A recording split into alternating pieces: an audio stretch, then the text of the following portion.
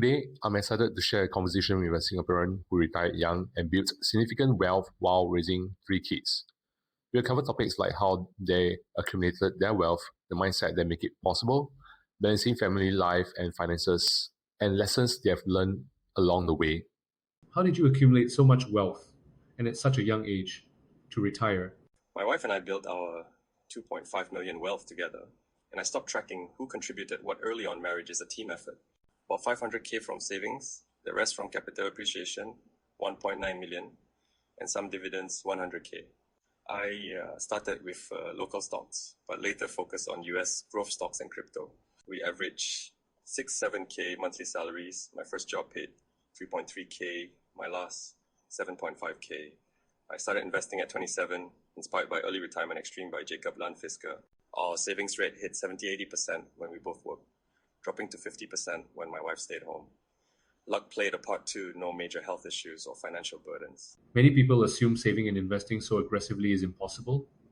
What mindset shift helped you believe it was actually achievable? Saving aggressively isn't easy. You have to skip luxury goods, fancy coffees, and frequent dining out. It gets easier as frugality becomes a habit. I realized that to get extreme results, like retiring in 5-10 years, you need to do what most don't. But it's about finding your own balance. If you prefer a slower path and retire a bit later, that's fine too.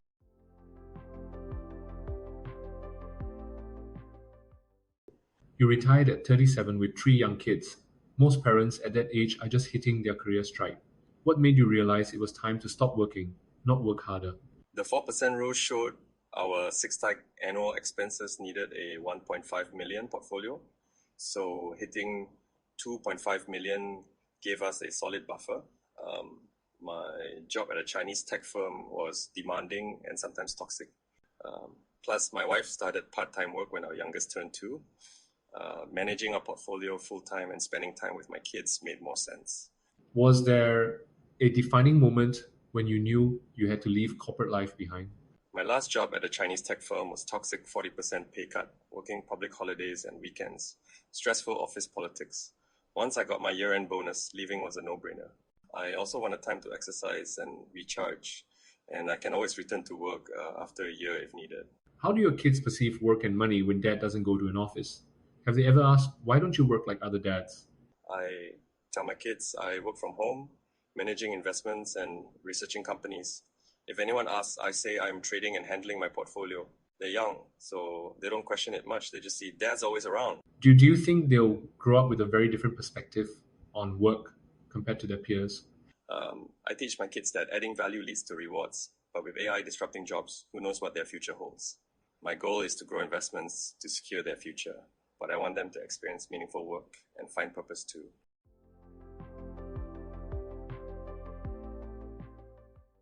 $2.5 million sounds like a lot, but in Singapore with 3 children, it might not stretch as far as people think. What keeps you up at night financially, even in retirement? 2.5 million isn't massive in Singapore, especially with 3 kids. Some aim higher, like a friend targeting 15 million. We live below our means, which gives us a big safety net for emergencies. I'm still invested in the market, aiming for 5 million in 5 years with a 15% CAGR. Market crashes don't worry me much. I'm in for the long haul. Is that 5 million goal a necessity for you, or more of a personal challenge? Wouldn't 15% CAGR sound high? The 5 million goal isn't a must. It's about chasing the Singaporean dream of a condo and maybe a car. A 4-bedroom condo costs 3 million, and a car feels like a luxury. Even with 2.5 million, I'd rather rent cars and spend on experiences. A 15% CAGR is ambitious, but I'm betting on growth stocks and crypto.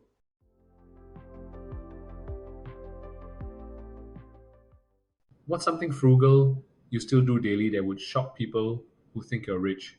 We don't own luxury bags, watches, or jewelry. No car either. We take public transport and occasionally Grab or taxis. We hunt for sales and deals on almost everything. Do people ever get surprised when they see your family living so modestly despite your net worth?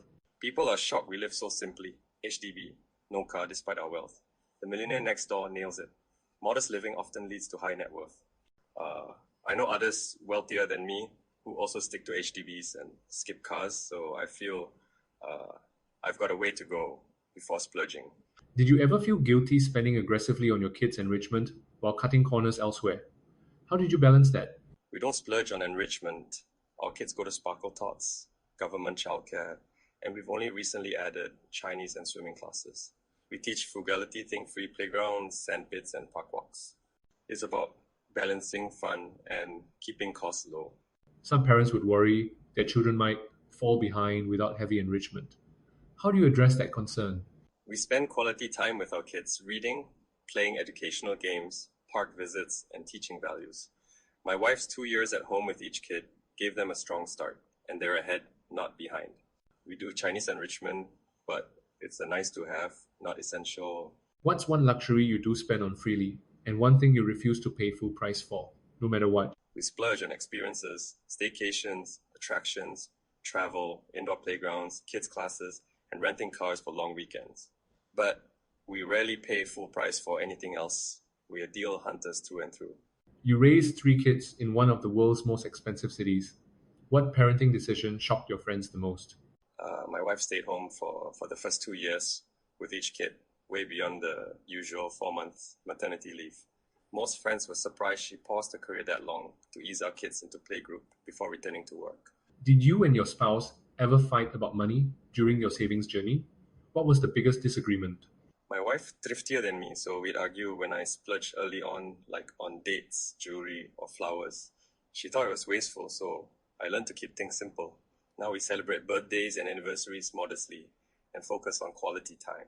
When you were saving intensely, what did you miss out on? Vacations, parties, family events? Do you regret those sacrifices now? We didn't miss much.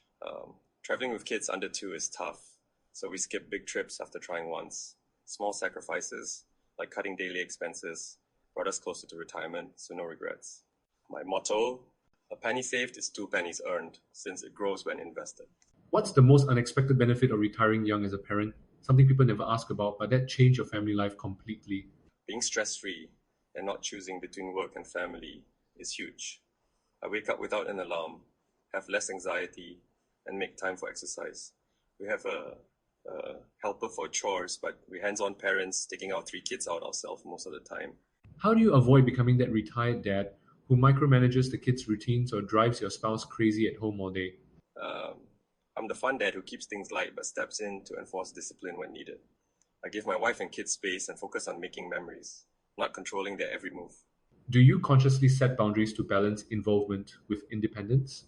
I let my kids make mistakes to learn, like having my 8-year-old practice spelling with a voice recorder instead of me hovering. It's about guiding them to be independent while being there when they need me.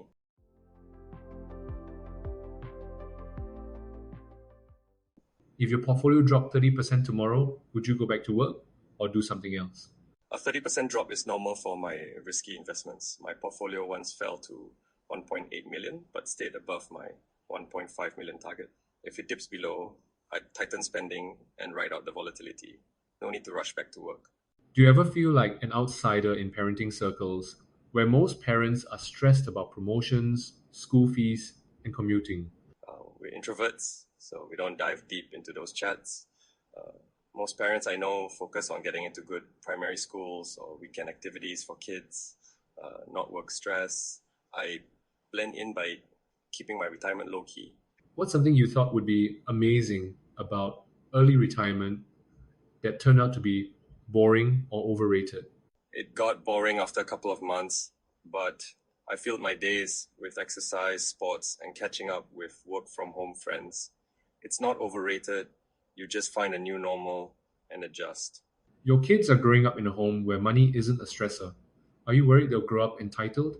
How do you teach them the value of money when they've never seen you work for it? I don't want entitled kids, so I'll teach them to invest and live below their means for long-term sustainability.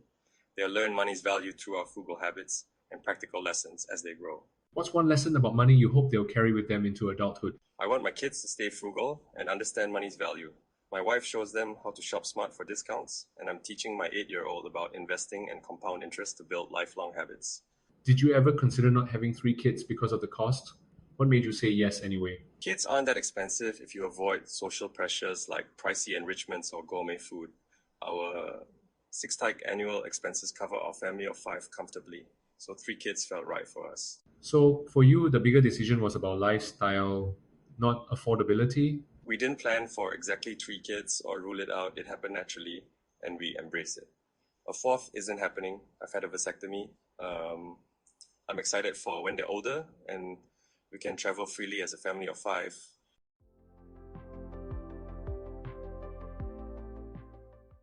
What's one financial rule you live by that most Singaporean families would find extreme or unreasonable? Saving over 50% of our income and investing nearly all of it in the market. Most struggle to save that much, and even high earners often don't invest aggressively. I keep just 2-3 months expenses in cash. Everything else goes to work in the market. How did you build the confidence to invest almost all your money instead of keeping more in cash? Stocks and crypto are liquid. You can cash out in 3-4 days. My CPF acts as a bond-like safety net, so I'm comfortable investing most of our money for higher returns. Confidence comes from understanding what you own. The first 100K in stocks was scary, but you get used to bigger sums. How much of your success was luck? Timing the market, property gains, job boom versus discipline? Discipline, 80%. Consistently saving and investing over years built the foundation. Luck, 20%. Some growth stocks and crypto picks perform well. Discipline matters more because you need capital to grow. Do you think most people overestimate luck and underestimate discipline when it comes to wealth building? Most people think investing big in stocks or crypto is gambling, so they only risk 5-20% of their net worth. If you're risk averse, broad-based index funds are safer. Discipline is key. Hunger for early retirement pushes you to save and invest aggressively, like chasing any big goal.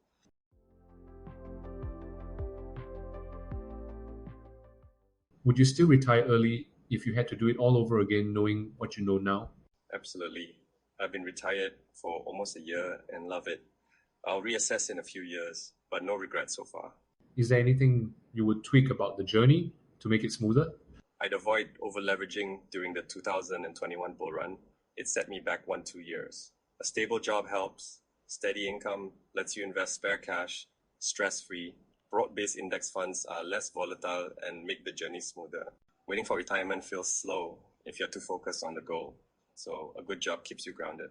What would make you unretire, not for money, but for meaning? I've considered part-time work or volunteering for passion, but my schedule is packed with spending time with kids and personal exercise. Maybe when they're older, I'll explore it again. Singapore pushes the narrative. Work hard, buy a flat, save in CPF, retire at 65. You broke every rule. How did you handle the social pressure from parents, friends, or society to follow the right path? My parents don't know. I've retired. They might not take it well, so I'll tell them later. Close friends know, and we catch up for lunch or activities on their WFH days. Beyond that, people are too focused on their own lives to care. In my 30s, I stopped worrying about others' opinions. It's true what they say. By your 40s, you realize no one was judging you anyway. Was letting go of others' expectations as difficult as building the wealth itself? Letting go of expectations was easier than building wealth. I focused on my retirement goals and savings, so I didn't care much about others' opinions. I wore cheap or hand-me-down clothes and said no to weddings or parties that didn't spark joy. The real challenge is ignoring FOMO when you see others with fancy cars, travel, or food, whether in real life or on social media. You learn to tune it out. What's the most expensive lesson you learned on your journey to early retirement? No big losses yet, but I read that dying people regret not living authentically, working too hard, or missing out on happiness. I'm focused on living fully now that I've hit my FI number. Do you think people underestimate how much time wealth matters compared to money wealth? Absolutely. We don't know how much time we have left. I retired at 37, which feels young, but hearing about people passing unexpectedly makes me question that. Time is precious, so I focus on living happily and cherishing moments with my family over chasing more money. Have you ever felt lonely or lost purpose after leaving your career? How did you rebuild identity outside of a job title? I planned for retirement mentally, so I was ready. You need to build purpose outside work eventually. Better to do it early than at 65. I'm finding my identity through family, fitness, and learning about investments. What advice would you give someone who fears losing identity after leaving their job? Try part-time work, volunteering, or freelance consulting to stay engaged with your skills. Fill your time with meaningful things, reconnect with friends, exercise, or pick up hobbies like sports or cooking. That builds a richer life than just being a marketing director at a tech firm. Do you still track your net worth monthly, or have you stopped caring altogether? I check my net worth every few days since I'm actively trading and have a dashboard. I don't track expenses as closely anymore. They're predictable, falling within the same range monthly. Does monitoring it so often ever add stress, or is it part of the enjoyment for you? Checking my net worth is fun. I love watching it grow. When it drops, I remind myself it's part of the process, so it doesn't stress me out. It's more about enjoying the journey than worrying about the dips.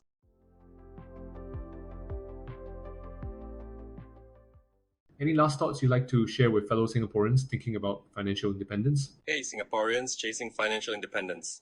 It's totally doable, but it takes time, effort, and serious discipline. Retiring in 10 years is tough, and a 40-year career isn't easy either. Choose your heart and commit, because the freedom is worth it.